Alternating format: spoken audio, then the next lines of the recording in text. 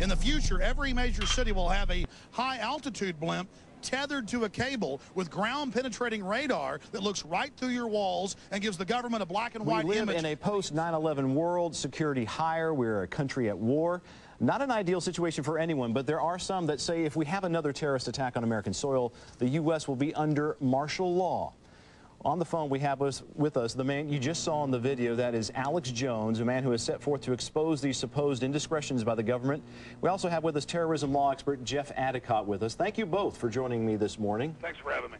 I appreciate it. Let's first talk with you, Alex, by phone. Alex, you feel America is going to be under some martial law pressure as soon as we get attacked again? Is that correct? Well, back in '99, I met with your police chief, and we threw Delta Force out. They brought in large bags of cash and tried to buy them off. Then I talked to emergency managers around the country when I was fighting this then and found out there was a covert plan to take over all of our major cities.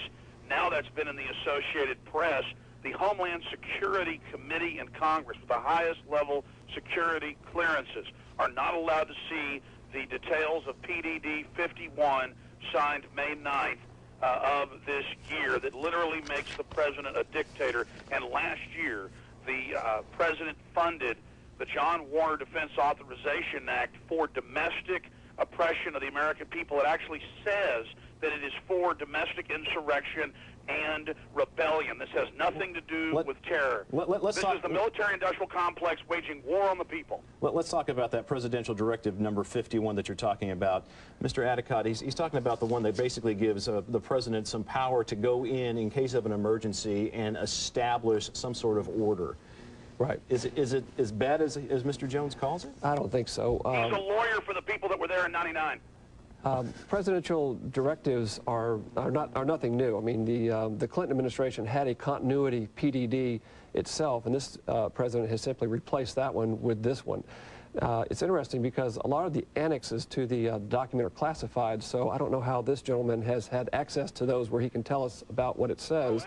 But basically, if you read Section 9, paragraph 9, it indicates that the executive branch has a responsibility for continuity, and the judicial branch has a responsibility, and also the legislative branch. So it's really not the boogeyman. This is nothing new, nothing to get upset about. It's actually the responsibility of the government to do this. Well, Mr. Jones, you were just alluding to the cameras, and I think we heard a little bit at the top of the show about you talking about the blimps overhead. Do you really think we're going to get to that point? I have not seen any blimps in my neighborhood. I don't really fear my police force. Let me break this down. That is a Pentagon announcement of 2004, and they do now have them over D.C., L.A., and other areas. And yes, they are mounting high-altitude blimps. These are so high you can't even see them without a telescope, or at night you can see them because of the atmosphere and the sun going over the edge. But I already have Google, I can actually Google my own home, you know, and check out my home. Listen. You know, Mr. Addicot's not stupid. I looked into him, okay, and he knows what he's doing. We have the memos written by John Yoo and the Attorney General, Alberto Gonzalez, saying they can torture children with pliers, that the president says that with pliers. It says the president is above the law and that all law flows from him. And in PDD 51, he is saying he is in command of continuity of government. And then Congress was able to obviously he is in command. That's what the executive does. All the administrative agencies are under the executive branch. I mean, all administrative agencies are under the executive branch. So why would that be surprising that he is issuing policy memos to agencies within his control? We would expect him to do that. He will command the entire infrastructure. That's not what it says. But he's a president on his way out as well. There's going to be a change in presidency here come November. PrisonPlanet.com or Infowars.com. You can see the body or the body of evidence, or go to Google and type in martial law, 9/11 rise, the police state, or terror storm. You can watch my films for free. I have a better idea. You could go to Google and pull up PDD 51 and read it for yourself. And read paragraph 9, which talks about the responsibility of each branch of government and not executive takeover. Why don't you remember the 4 members of the Homeland Security Committee in Congress who have been able to see part of it and then want to see the classified areas because they're saying that it looks like it's a martial law plan. That's members of Congress. And Addicot, you're counting on folks not going and seeing what the AP and the Oregonians and others had to say about it. Mr. Jones, does the mentality or what Mr. Jones is pushing here, does it incite maybe us? Is it a fear-mongering thing, or does he have some validity to his points? Well, obviously, in time of conflict, and we are definitely in a conflict with al-Qaeda. I mean, they want to kill tens of thousands of Americans if they can. That's a fact. And our government has a responsibility to protect its citizens. But I think Mr. Jones is correct in that has to be balanced against civil liberties. And where you draw that line is something that we need debated. And I think voices like his are important, but we need to put them in context. I mean, you need to look at the facts, take a deep breath, and make up your own mind. But certainly, you know, this is America. You have the right to say what you want to say. Mr. Addicot. You have a right to your own opinion, but you don't have a right to your own facts. And I think that's the case you see here.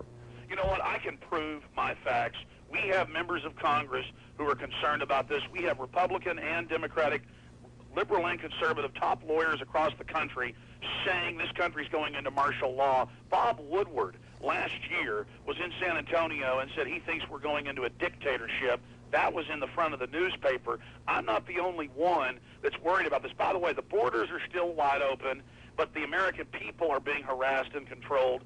We have the federal documents. And by the way, Addicot, if you want to come debate me for an hour, I'll be on the radio on KLBJ today for 2 hours. What are you doing? We are talking with Alex Jones from Infowars.com about the changes here in America, and he believes we're changing into a police state. And also joining me is Dr. Jeff Addicot. He is our expert on terrorism law, and we thank you both for joining us. We're kind of continuing our conversation. Alex, you've got some films out there. You go to protests, and you complain we're gearing up for this police state because you say cops are swarming the streets with guns. These are huge protests like the one we just saw you in New York during the Republican National Convention. Of course, there's some increased police presence in New York after it being attacked, but do you honestly think that we're getting to a place in time where nobody's going to have any freedom to do what they actually want to do? Yes, people are being arrested coast to coast for peacefully protesting or demonstrating. New York has banned independent news cameras on the streets. Some of my cameramen have now been arrested and told that they're terrorists for having video cameras all over the place. We have neocons, a top neocon in the Philadelphia News said we need another 9/11 so they can get their bigger police state out. That's been a big national controversy the last few days. Alex, let's talk about that because, and Jeff, maybe you can Sure. add some to this. We haven't had another 9/11, and is it perhaps because of the fact that we've taken some of the precautions that Mr. Jones is talking about that he does not like? Well, you got to look at it from the representative democracy. All three branches of our government have become very involved in this war on terror. Congress has taken a number of significant steps. The Military Commission Act is just the latest, probably one of the latest and the largest steps that they've taken. The president clearly believes that we're in a state of war. The Constitution gives him that authority as a commander-in-chief, and our Supreme Court generally has upheld the policies of the administration and of the Congress. So it's not, you know, it's not one branch that is engaged in a conspiracy. It's all three branches of the government believe that we're in a state of conflict. They have the obligation to protect the American people, and they're moving forward in a judicious manner. Have there been missteps? Yeah, I'm sure there have. Whenever I brought up the fact that Congress has asked to see PDD 51 and the classified sections and has been told no. Well, that's your word, and I don't have enough information to say whether your word is true or not or not. I don't really know you, and I haven't got, you know, I don't know. Mr. Jones, I have to admit that I don't like the fact that they look through my liquids when I'm getting on a plane, and I think we've been at the state of, I think it's been on an orange alert since 9/11. I haven't really ever seen it green or otherwise. Are you thinking that this point that we're reaching is going to make America not America anymore? Well, yeah, let me just... Yes, we're seeing the fall of the Republic, the death of the Republic. Right here in front of me, here's the Oregonian. White House denies Congressman's request to see continuity of government plans. That was July 23rd.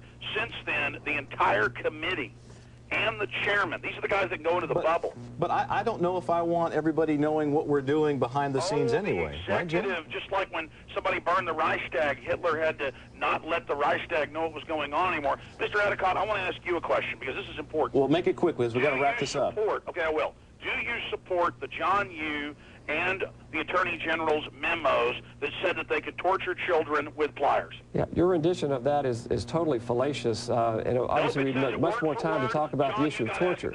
The United States government has never engaged in a policy of torture. There have been individuals in their individual capacity that have done so, but there's never been any such policy, and that's you know, that's fallacious. In the memo. It's fallacious. I want to thank you, Mr. Jones, for joining us by phone. PrisonPlanet.com is the website. We're losing our republic. We've got to fight these enemies that have taken over our military and our government. We've got to defend the republic. We thank you for your time, Mr. Jones, and thank you, Jeff, for being here with us today. Okay, we're